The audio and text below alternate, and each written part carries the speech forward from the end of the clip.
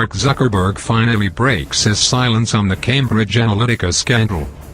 Facebook CEO Mark Zuckerberg said that the company has made mistakes handling user data and promised more user control on Wednesday, in his first comments after a massive privacy scandal that has wiped tens of billions of dollars off the social network's market value. The scandal centers on British data company Cambridge Analytica, which has ties to Donald Trump's 2016 presidential campaign, and which illicitly obtained information from as many as 50 million Facebook profiles by abusing Facebook's data-sharing features. Although the story broke over the weekend, Zuckerberg did not respond until Wednesday, in a post on his Facebook profile. While the words apologize or sorry were not mentioned in Zuckerberg's post, he said that the affair was a breach of trust between Facebook's users and the company, and he did acknowledge that we also made mistakes, there is more to do, and we need to step up and do it. I started Facebook, and at the end of the day I'm responsible for what happens on our platform, he wrote. The second-in-command at Facebook, Sheryl Sandberg, also posted a note about the scandal. We know that this was a major violation of people's trust, and I deeply regret that we didn't do enough to deal with it, Sandberg wrote. Facebook published a blog post about abuse of its platform on Wednesday, and committed to banning developers who misuse Facebook data, and said that it will investigate apps that had access to large amounts of Facebook data before 2015, when company policies were changed. Facebook said that it will restrict access to user data even further, revoking access to developers whose apps you haven't used in over 3 months. For example, it said it will introduce a new tool in the next month to revoke permission from Facebook apps. Facebook stock was mostly flat after Zuckerberg's response, its trading at prices over 10% lower than last Friday, when the story broke. You can listen Zuckerberg's entire response below. I want to share an update on the Cambridge Analytica situation, including the steps we've already taken and our next steps to address this important issue. We have a responsibility to protect your data, and if we can't, then we don't deserve to serve you. I've been working to understand exactly what happened and how to make sure this doesn't happen again. The good news is that the most important actions to prevent this from happening again today we have already taken years ago, but we also made mistakes. There is more to do, and we need to step up and do it. Here's a timeline of the events.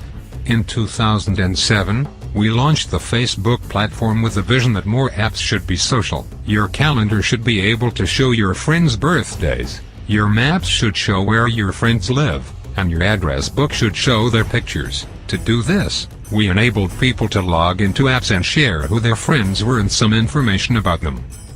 In 2013, a Cambridge University researcher named Alexander Kogan created a personality quiz app. It was installed by around 300,000 people who shared their data as well as some of their friends' data. Given the way our platform worked at the time, this meant Kogan was able to access tens of millions of their friends' data.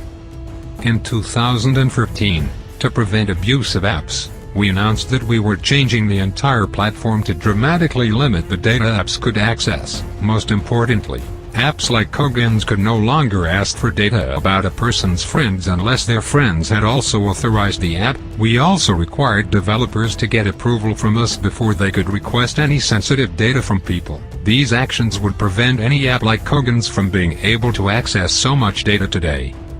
In 2015, we learned from journalists at The Guardian that Kogan had shared data from his app with Cambridge Analytica. It is against our policies for developers to share data without people's consent, so we immediately banned Kogan's app from our platform, and demanded that Kogan and Cambridge Analytica formally certify that they had deleted all improperly acquired data. They provided these certifications.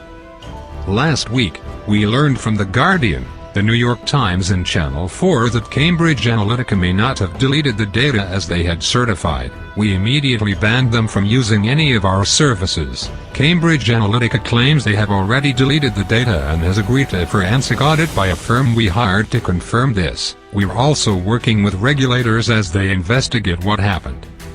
This was a breach of trust between Kogan, Cambridge Analytica and Facebook. but it was also a breach of trust between Facebook and the people who share their data with us and expect us to protect it. We need to fix that. In this case, we already took the most important steps a few years ago in 2014 to prevent bad actors from accessing people's information in this way, but there's more we need to do, and I'll outline those steps here. First, we will investigate all apps that had access to large amounts of information before we changed our platform to dramatically reduce data access in 2014, and we will conduct a full audit of any app with suspicious activity. We will ban any developer from our platform that does not agree to a thorough audit, and if we find developers that misused personally identifiable information, we will ban them and tell everyone affected by those apps. That includes people whose data Kogan misused here as well. Second, we will restrict developers' data access even further to prevent other kinds of abuse. For example, we will remove developers' access to your data if you haven't used their app in 3 months. We will reduce the data you give an app when you signed into only your name, profile photo, and email address. We'll require developers to not only get approval but also sign a contract in order to ask anyone for access to their posts or other private data, and we'll have more changes to share in the next few days. Third, we want to make sure you understand which apps you've allowed to access your data. In the next month, we will show everyone a tool at the top of your newsfeed with the apps you've used and an easy way to revoke those apps' permissions to your data. We already have a tool to do this in your privacy settings, and now we will put this tool at the top of your newsfeed to make sure everyone sees it. Beyond the steps we had already taken in 2015, I believe these are the next steps we must take to continue to secure our platform. I started Facebook, and at the end of the day I am responsible for what happens on our platform. I'm serious about doing what it takes to protect our community. While this specific issue involving Cambridge Analytica should no longer happen with new apps today, that doesn't change what happened in the past. We will learn from this experience to secure our platform further and make our community safer for everyone going forward.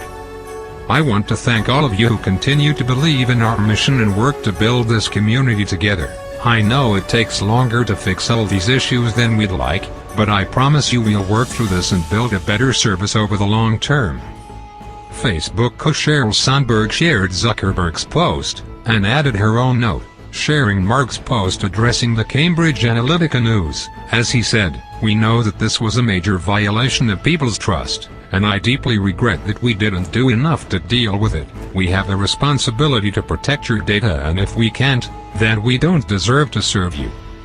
We've spent the past few days working to get a fuller picture so we can stop this from happening again. Here are the steps we are taking. We are investigating all apps that had access to large amounts of information before we changed our platform in 2014 to dramatically reduce data access. And if we find that developers misused personally identifiable information, we'll ban them from our platform and we'll tell the people who were affected.